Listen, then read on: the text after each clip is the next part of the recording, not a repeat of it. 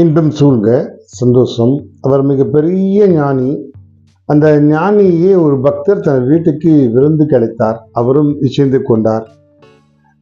பக்தர் அந்த ஞானி வீட்டுக்கு வந்தவுடன் அந்த பக்தர் ஒரு கேள்வி கேட்டார். என்னை எப்பொழுது பார்த்தாலும் எனக்கு எதிர்மறை எண்ணங்களே சூழ்ந்து கொண்டிருக்கின்றன. அதற்கு நீங்கள் தான் ஒரு சரியான தீர்வு சொல்ல வேண்டும் என்றார்.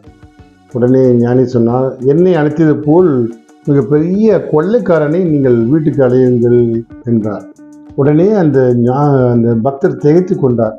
என்ன ஞானியை சொல்கிறீர்கள்? நான் உங்கள் மிகப்பெரிய ஞானி உன்னை அழைத்து விட்டேன், இந்த கொள்ளைக்காரனை அழைத்து விட்டு என்னை மீண்டும் சிக்கலுக்கு ஆளாக்கி விடுங்கள் என்று கேட்டார். அப்போது சொன்னார், நீங்கள் எதிர்மறை எண்ணங்களை மனதில் நினைக்கும் போது அப்படிதான் அந்த கொள்ளையடித்து விடும் உங்கள் எண்ணங்களை.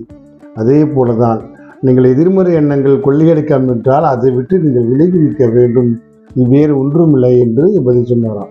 பெரும்பாலான நேரங்களில் எதிர்மறை எண்ணங்கள் நம்மளை கொள்ளையடித்து விடுகின்றன. இந்த எதிர்மறை எண்ணங்கள் நாம் நினைக்காமல் விட்டால் எந்த பிரச்சனையும் இல்லை என்று அந்த ஞானி அந்த பக்தருக்கு அறிவுரை சொன்னாராம். ஆம் நண்பர்களே, சில நேரங்களில் நாங்கள் எதிர்மறை எண்ணங்களோடு உள்ளத்தில் கொள்ளையடித்துக் கொள்கின்றன.